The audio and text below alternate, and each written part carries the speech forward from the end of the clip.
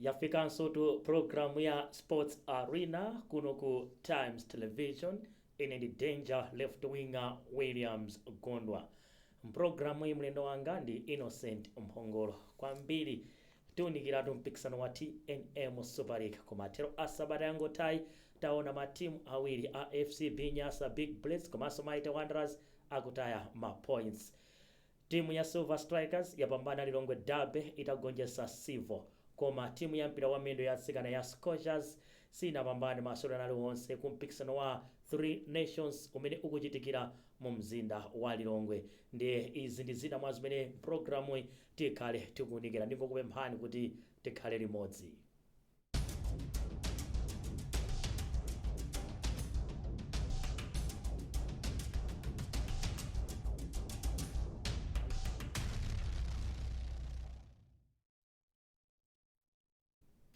Ndinagamba kumayambira programu imeneyi kuti andijoine mzanga Innocent. Mukanga ndimalizata weekend akukhumudwisani.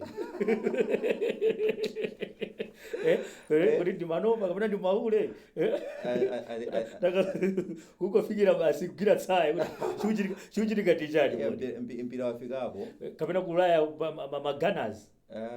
Gunners akhangati adropa ma points zokhumudwitsa pang'ono. Okay. Sikwambiri ndi pang'ono komabe mpira ukuyenda wafikapo mpira ukuyenda bwino wafikapo kulaya chimodzimodzi ngakhale so kwathu konkunoso kunoso zafikaponso kunoso zafikapo TNM Super League tikuchotsera masewera amene atsala apo sayida season ikupita season ikupita. I think mwina tikhozana titatsala ndi about 2 weeks 2 or 3 weeks but season ikhala kuti yathapo nde zafikapo chabwino.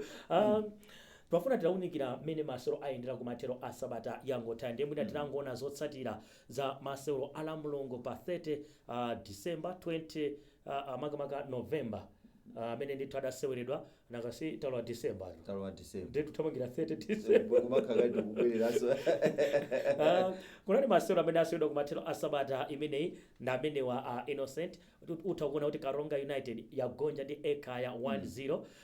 Craig Sporting yagonjesa Nyasa Big Bullets 2-0. Chitipa United kulephera ndi Mighty Wanderers 0-0. Goshen City kugonjesa Mafco 2-1.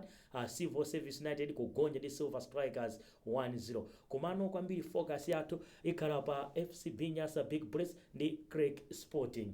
Result Innocent ikupereka picture yotani mene league ikuyendera chifukwa zateremu ndikuti abulesa panga drop 3 points akaka kugonja kachisanu chiyambeni season ya 2025 TNM Super League. Wanderers adropa 2 points. Tidapita pa game ya Bullets ndi Craig Sporting ku Obre Dimba. Ungafotokoze kuti chinafuna chani Bullets? Nene kuti I think season ino Bullets so kuti zikuyenda amene Bullets timaidziwira. Bullets ndi team imene pachaka imaluza masewero ochepa kwambiri pachaka. Patenga mwina zaka zochuluka. Ikamata season kuti kugonja pakana ma game 4 mu league kupeza Bullets yagonja ma game pakana 5 wapita nthawi yayitali. Bullets imene inagonja mwina akotero ni Bullets ina yake imene alibe sponsorship ina iliyonse. Inamaliza pa number 12. Inamaliza pa number 12 icha ndimene inakumana ndi mikwingwirima ya mtundu umenewo. Komano apakati apa ndi timu imene yakhala ikuchita bwino mata azikavutitsitsa mwina iluzako masewera awiri mu season imeneyo draw chabwino zimakhala zomveka koma chodabwitsa chaka chino ma draws kwenikweni Bullets koma kugonja yakwanitsa kugonja ndithu imene kufotokozeramo kuti kasanu zimene pena pake zikupereka chithunzithunzi na kuti khanga ndi zinthu kumeneko asizili bwino kwenikweni. Ndiye pena ndizosadabwitsa considering kuti imene amayamba season imeneyi anali ndosewera ngapo amene anachoka particularly ku defense komabe anali ndi mwayi kuti amagula ma players ena koma mwina magulidwe yawo pansika sindikudziwa kuti zinayenda bwanji. Anakagula even player wa ku Zambia Musonda anabwera kumalayi kunoko ngati defender anatenga andani Joseph Alekeni Joseph masewera kuchitipa anamtenga kumene kuti atabwerani muzakhale uko anatenga Jovinal ku Brigos atabwerani mukhale uko amene ndikutchula papa ndi ma defenders okhaokha. Ndobena mwina tikamanena kuti ayi mwina kuchoka kwa ma defenders yes mwina sitingafananize kaliba ya ma defenders amene anachoka ndi amene abwera komabe kukula inakula ma defenders iwo zakukhala kuti zinakumanizana kuchoka kwa players ambiri kubwera kwa mphunzitsi watsopano mwina kuti ayike ma ideas awo limodzi mwina pamene pakhala vuto komano kugonja mpaka 2-0. I think ndinene kuti inagonja ndi Wanderers 3-0 mu Super League momwemo, and apapa ndikugonja so 2-0. I think ndi mamajini onena kuti simunganene kuti it's just a fluke. Palipena manada angotigwera koma fili kukumenyani ma2 zikusonyeza kuti timuyo pena pake sili bwino, pena pake sipali bwino.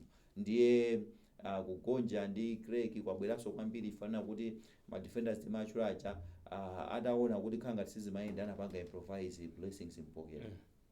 Ndi one of the outstanding defenders chaka chino kuti ene Super League silinga makambe za ma defenders amene aswera bwino mpira akuchotsa kumpokera Emmanuel Nyirenda ndi ma players amene matimu awo akakhala oswera amene wamulibemo zikumaonetsa ndithu kuti pena pake sizili bwino bwino. So dzulo I think sizinali choncho, mpokera kunalibe, anapanga improvise Yankosingo ndi midfielder, pena pake be makhala kuti zinthu sizingayende mene mumakanizira. Mpokera yonso ndi midfielder anangompanga kuti basi ende waswera kwambiri yo I think wazolowera. Mavuto amenewo ndi mavuto akulu, koma dropping 3 points with a 2-0 loss pa ucheni at this stage ya league, pena pake makhala kuti ulendo wanu upita ofuna kutenga chikho mukupanga kuti ukhale wapendapenda wawelewele. Of course ali patopu, akufikira pano pali patopu, anamwitsa zigoli zambiri ndi zabwinonso zimenezo. However anzawo ali ndi game in hand si ma points, komabe imakupatsa betting iningi. Tatapita game ya Wanderers ndi Chitipa United. Tikunena pano Wanderers ili ku chigawo chimene cha kumpoto. La Mulungu inakumana ndi timu imene ya Chitipa United, koma panalibe chigoli china chilichonse. Usaiwale Innocent kunena kuti no first round ya Super League Chitipa inabwera ku Blantyre. Inalipirana ndi Wanderers 1-1. Andrew Joseph amene anamusaina a Silver kuchokera Chitipa anagolesera chigoli amene wa Chitipa United.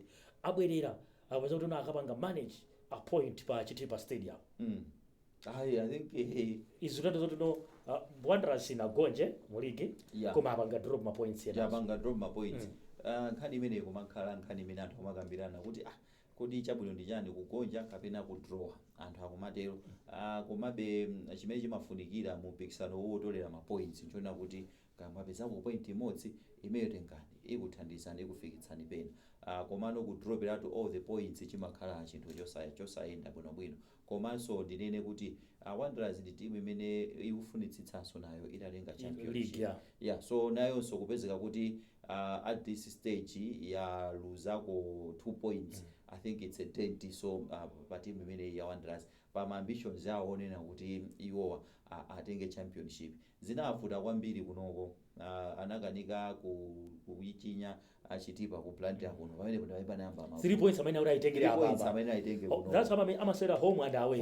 Kuti wewe uli pa khomowe use advantage imene yo zako ziende kuno chifukwa koyenda sikone kuti namangana ito ndi koma ndikuona ngati kwapasa mphamvu matimu ngati Chitipa kuti aswera no kwawo kwabweresa competition mu league imene, ndipo ndi zabwino kwambiri chifukwa Chitipa imachoka ku Chitipa kuzaswera masewera mwina pakaronga pena so kufika so kuzaswera kunzuzu. So mtunda ochoka ku Chitipa kukangofika kunzuzu si mtunda wamasewera, ndi mtunda wautali kwambiri. So imakhala kuti most of the times masewera sikusewera pa home, imakhala home pa pepana.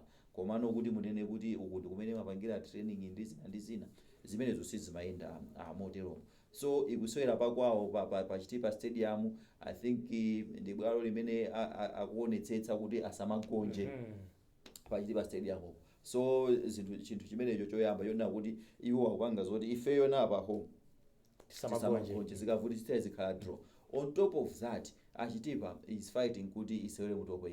So ndi timu sionena kuti so nayo so inali so kumene kupita league kuli kulimbira na championship ndi kuli kulimbira na relegation una asatuluke ndi kuli top 8. Ndi zinthu zimene pano matimu ambiri akupanga. So Craig isotu nayo so ndi timu yoti ifuna so mu top 8. So ndi Bullets sizinakakhala sophweka kuti mwakuti pali matimu ena they just want to kumasuku veka mpekesa kuti adana na mafoni akuti adana mafoni anyamata mpira fika povuta alibweresanike mafoni mukasewere game ya ikalikola mafoni tisunga zimenezo zikutisonyeza kuti ndiye kuti mwina zinthu zina zimatha kuchitika mu mpira wathu koma tisapange tuyolo kwambiri pa zimenezozo ife mwina tiyang'ane zochitika za pa ground kuti pa ground panayenda bwanji. So Wanderers inakanika kutenga advantage pa masewero ake ndi Chitipa ku Blantyre yapita ku kumeneko yakapanga drop ma points. So matimu onse awiri mwina zikuoneka ngati zikuphwekerako sizokumveka kuwawa kwambiri mwina ifati Bullets yaluza koma ina kakhadi Wanderers yapambana masewero ake bwezi umwe nali 80% ikupita nokuti ligi chano ikhoza kutenga chifukwa kuti bwezi ikutsogola ndi 2 points on top of kuti so ili ndi game in hand komano apapa yazipanga kuti yafananitsa mphamvu. Bullets inamwetsa zigoli zambiri masewero awo otsatira amene akusewera Wanderers akusewera ndi Mzuzu. Mzuzu ndi team imene Wednesday ilinso ku relegation ndi 24 points kuchoka timu ya Songwe pamwamba pake pakubwera Mzuzu. Mzuzu nayo ikufunitsitsa itachoka ku chigwa cha relegation so akamenya nayo so pakwawo. So ndi masewero sonena kuti simungaphweketse timu ya Wanderers ikuyenera ivale zilimbe chifukwa ikachita bwino masewero amenewo ikhala nokuti yapita pa topu ndi zikhalire pa topu mwina ndi 3 points itati achita bwino zimene zikhoza kupangitsana kuti Bullets chayambe kumayang'ana anzawo ali pamwambawo mwamantha komanso zinthu zimene zozo zimapatsa so pressure on the other hand mukamasewera kuti tifuna tifananitse masewera komanso uyuyuyu ife masewera akawawa asatipeze amakhala ndi pressure. Chinthu chimene chocho ndi chimene chikuoneka ngati vuto ku timu ya Wanderers. Tatiye titaonanso game ya Silver ndi Sivo tisanapite kuti atipatse log table mmene ligi ikuyendera. Utakuona result Sivo Silver yakachinya Sivo ku Sivo. I think zangovuta mukuona kwange kuti Silver mwina first round sinaende bwino kwambiri ayi koma yaonetsa kuti timu ikusunga ligi. Silver koyambirira tinkaona ngati kuti pena pake sikhanga sizichita bwino koma amene yambira kubwera panopa ikubwera movutirapo hatitipini kuti kubwera ukuku inayamba kubwera chonchi mwina pakanthawi halfway ya first round bwezi tikumanena kuti pakadali panopa matimu amene akukanganirana kwambiri ndi atatu komabe ophunzitsa Silver Strikers osewera Silver Strikers akunena kuti iwo ali mu contention ya ligi akunena iwo ali mu contention ya ligi pena ukhoza kuamvetsetsa chifukwa chonena kuti uone ponena kuti mwina the past 3 games Wanderers yapanga drop ma points angati uona kuti yapanga drop mwina 4 points past 3 games. Iyo Silver Strikers past 3 games yapeza ma points angati ya drop angati I think ina drop and Wanderers mwina 2 points. Tukomoko zona out of 9 iyo yatenga 7 points anzawo amene akulimbana nawo out of 9 atenga ina kasuda pa Bingu Stadium fine out of 9 anzawo akweza kuti atengapo mwina 5 points iwo atenga 7 kaya Bullets ya drop aso nayo ma points angati Bullets ndio yatenga 6 chifukwa inagonjesa Sivo kugonjesa Bullets atenga 6 out of a possible 9 iwo atenga 7 so kuza kuona ndiyo ndi amene akhanga kuti akupanga push kwambiri akusuntha so zangokhala kuti mwina komabe tisanene kuti awawa awiri ali kumtundawo tikatengera performance yawo ya masewero apitawo akapitiriza kupanga amene apangiramo Silverstone kupanga amene apangiramo ikhoza kubwera ndi kuapeza so akamanena kuti ali mu contention mwina tikuyuza ma calculator komabe ali mu contention tikayang'anira zinthu zimene anatipasa log table standings kuti mpikisano umenewo wafikapo tande Innocent top 3 tupange top 4 nakasi mphoto zimalekeza pa number 4 ndoti Bullets ili pa number 1 ndoti ligi kuti iterero Bullets akhala champion. Bullets akhala champion. Wanderers akhala pambuyo pake Silver Strikers pa number 3. mwina ndimanena za Silver Strikers ukhoza kuona kuti Silver Strikers yaswera ma game 23 Yes. 47 They would have over number 1 pa number 1 ndi ma game awiri which is 6 points. Adadi amenya ndikutenga 6 points imeneyo ndikuti akupeza kadali pa 53 azisiyana ndi 3 points ndi Bullets. Yes. Pa number 1 imene aswera 25. Oh, singoti Wanderers di Bullets. Yes. Zilengera somatizatsa ya Mzuzu ya kumbali ya Wanderers. Ndikunena kuti Bullets yaswera magame 25 Silver 23 ili ndi 47 points. yes Bullets ndi Silver akusiyana magame awiri. okay Ndekuti Silver ili 2 games in Yes. hand. Adakhala kuti amenya amenewo ndikupambana onsewo. Bullets osamenya masewero ipeza kuti Silver ichafika pa 53 points. aisana nayo 3 points Asiyana ndi 3 Yeah. points. Chimodzimodzinso Wanderers. Wanderers mwina tikhoza kuti Wanderers akusiyana nayo so ndi game imodzi akhoza kupeza kuti afika pa 50. Eti kuti afanane azisiyana ndi about 6 points. So I think Silver tinene kuti tisanene kuti chifukwa chakakulimba mtima tisanene kuti atuluka mu contention. Silver Strikers ili mu contention. chabwino mmenemo ndimene ndithu tayambira programu yathu ya Sports Arena pano pa Times Television. Timaonekera mpikisano wa TNM Super League ndipo pakadali pano timu ya FCB Nyasa Big Brass ndimene ikutsogola mu league imeneyi iyo chifukwa cha zigoli ikungosiyana zigoli ndi timu ya Mighty Wanderers imene ili pa namba 2 onsewa koma ali ndi 56 points. Wanderers iyi ndi masewero ankati mwa sabata ino ikhala ikumana ndi timu ya Mzuzu City Hammers pa Mzuzu Stadium. Nengati Wanderers ingapambane lachitatu ndi kuti ibwera pamwamba pa mpikisano umene wa TNM Super League. Tifuna tipite ku break, tikabwerako tuunikire timu ya Scorchers mu masewero aja a 3 Women's Nations Tournament umene ukuchitikira mu mzinda wa Lilongwe.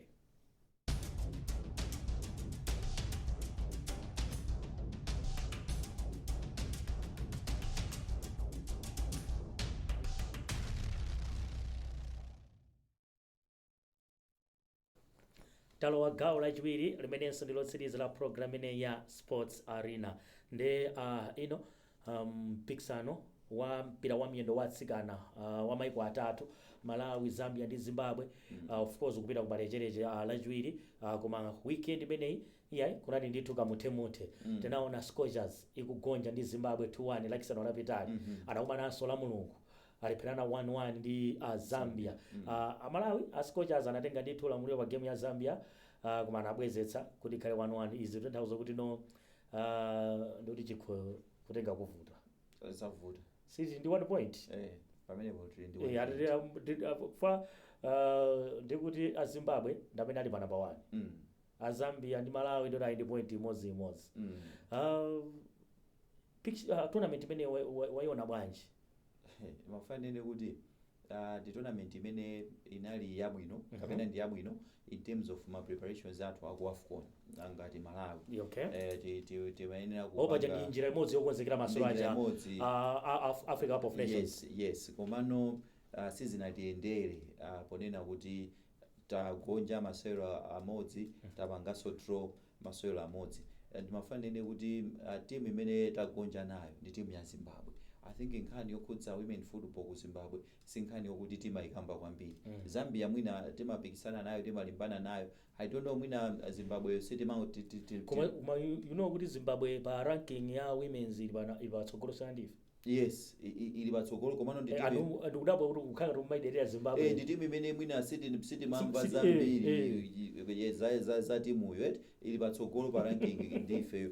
Komano mwina udadi uyang'ane beno matimu amene ali mu Africa munomo tikapita ku AFCON matimu amene tizikakumana nawo mphamvu zake ndiwoposa Zimbabwe. So ifeyo ngati dziko timayenera kupanga prepare mokwanira matimu ngati amene kuwaonetsa kuti ife kukhala ngati aswera mpira limodzi nthawi yayitali tenere chilungamo. Atsikana athu a Scorchers aswera limodzi nthawi yayitali pakadali panopa. Mafriendlies ambirimbiri apita kukosafa kuja I think kotsogozana 2 years yotsogozana akupita kumene kuchaku kukosafa kuja. So timu yathu ndi timu yokuti tikudziwa kuti kodi goalkeeper wathu ndi ndani, ma defenders athu ndi ndani, ma midfielders athu ndi ndani, kutsogolo kwathu ndi kotani. Zonsezo tikuzidziwa. Kupambezeka kuti tikupangano masewero omakhala ndi yango ngati timene toto pena pake sisabwino. Yes, it's a preparatory match. Sikuna kuti masewero ena ukoko komabe tiyambe uchita bwino. Tamenya ma friendlies angapo takasewelako ndi South Africa, takasewelako ndi Zambia, I think tinakasewelako so ndi Morocco. Taswelako ma friendlies ndi matimu amphamvu ndithu ma friendlies about 6. Pa friendlies 6 mwina tinagonjetsako Zambia masewero amodzi. The rest takhala kugonja. Tadzamenyako game ya Angola ya AFCON tinapanga draw koyambirira tapambana apapa. Kubwera ukuku zikhala ngati kuti ndife timu ya mkwedekwede. So mutati mwerengere mwina pa masewero 10 amene tasewera ngati Scorchers Scorchers. ukhoza kuona kuti masewero 10 amene mwina masewero amene tapambana Atatu. ndi atatu kapena awiri enawo mwina tapangako draw draw yeah pena pake rekodi yathu ikuoneka ngati Sili sili bwino. bwino sili bwino tisayendenso muzungulira kuti pena pake tinkuona kuti rekodi yathu sili bwino. sili bwino kodi izizi zikutipatsa chithunzithunzi chotani cha ku AFCON ine ndimaona ngati kuti tiyambe nokupanga ma decisions okhwima kwambiri ngati ma players ena tikuona ngati kuti mwina awawa apakadali panopa sangatithandize it's time tiapange drop ngati it's not about the players it's about mwina the technical panel mwina it's time we should take some drastic Action. measures unena kuti ifeyo mwina tisasanga friendlies zakupasa ma players ndemuli nawo ma abwino players muli nawo ma friendlies ma tactics anu akugwira akuyenda bwanji wina pamalo ena amanena kuti achina Tabitha amamenya ma league akuluakulu amamenya League 1 ku France kumene koko ndi anthu okuti anthu amanjenjemekera amamenya league ena kuti akusewera ku USA women in terms of women football USA ili pamwamba kwambiri akuposa so maiko ambiri aku Europe so mukayang'anira zinthu ngati zimenezo zomukhoza kuona kuti I think ibe mwina somehow ma players tili nawo onena kuti akhoza opanga compete tizikutivuta pati ikutivuta ndi tactic imene tikugwiritsa ntchito kapena ndi chani kwenikweni chimene chikuvuta so mwina mphunzitsi Love Mofazili it's time yonena kuti ayambe kuyang'ana atenge ma decisions ovuta kwambiri kapena pai mwina ma decisions they are beyond Love Mofazili ndi ma decisions oti mwina kwena opanga ndi farm komano anthu amene akukhudzidwa ine ndikuona ngati tiyambe kupanga prepare for AFCON and ma preparations yo akhale aserious tionetsetse ndithu kuti mmene mukukhala ngati tikukanika kupanga zinthu mmene mutigogodemo tiyambe kupanga zinthu ndimafuna titamaliza ndi kunja kwa dziko lino of course komabe ndikhala tino ukudziwa kuti kubwera Africa Netball Cup pakadali pano ndithu draw weekend imene yachitika ndithu komanso kuli league ija ya NBS Bank National Division imene ndi step yolowera mu Super League kumene konso yayi matimu atengetsana ina Red Lions akuona kuti yayi akubwereranso mu Super League koma Premier League mukuona bwanji ku England naona wasite anamgira pa khosi walidzi ujaro khangati samayimva nayeso samayimva I think wasite khangati ana asiya kumulemekeza anthu ayamba kuona ngati kuti uyuyu ndi womenyeka uyu tilati amulimbira mtima tikhoza kummenya nde I think naye akumana ndi zikhomo akumadutsamo ndo amakana akumadutsamo koma I think that's not the city imene timayidziwa investment imene inalowamo and the output I think isizi kupanga makutu komabe silisanene matimu aswera ma game 10 okha out of ma game 39 38 amene matimu amene wawa amasewera so kuswera ma game 10 asani ma game 28 ligi akalipo ulendo udakalipo ndipo ndi ulendo wautali kwambiri so asite zikuoneka ngati zapendapenda komabe let's give it tinaona so Liverpool ikubwereranso mukupambana kwake ndi West Ham United tinaona Arsenal ndi Chelsea kulepherana 1-1 tinaona ngago Spain Man U nayo so khangati zaenda bwino yes akuti mendela iwine kamodzi pamwezi Man United anthu achipongwe wa matero ndekhangati mwezi umathaisana achiteko malizani mene achite komano I think maligi aku Ulaya mpira nawo sokhangati very unpredictable ngosapanganika mmene kufotokozera I think Arsenal were the favorites mene amapita akasewera ndi timu ya Chelsea of course Chelsea inali pakwawo komano mmene dzulo anayibalalisira Arsenal yazo inali yapakana Chelsea aswera anthu 10 for mwina about 50 minutes aswera anthu 10 koma peza kuti anayamba kumwetsa Arsenal isanamwese kuzapeza kuti mpaka Arsenal yachita kubwera kuchokera kumbuyo komabe imapumira mphanthi kusonyeza kuti kumene kompikisano uliko wamphamvu mwina tichoke kumeneko atapanga draw pa za Arsenal because ndi imene ili pa top Chelsea imabwera pa number 2 ndekuti fatafana ndi samphamvu tikhozona kuti pa awiri wawo palibe chimene chachitika situation inali palibe chimene chachitika koma tikapita ku Spain nayo Madrid yapanga draw kusoma points kumene konso khangati so nawo ndi anzawo a Barcelona akutengetsanaso wa Barcelona wawina ku Alaves wamenya wa Alaves uja about 3 yes kuzonzo kuti yayi nayo Barcelona itaona zilango mu Champions League yati apanga musamati to chabwino Innocent Yeah. ndithokoze kuti unabwera mu Sports Arena. tathokoza kwambiri Williams. Tikatere tafika pa mtsiriziro pa program yathu ya lero ya Sports Arena pano pa Times Television. Ndithokoze Innocent Mphongolo amene anandijoina program yathu ya lero, koma Obeti Mkangama anali pa makina kuongolera china chilichonse kuti ife tioneke mene tikuonekeramo. Ine ndi Williams Gondwa, pitirizani kuonera Kanema wa Times. Mwakoma nonse.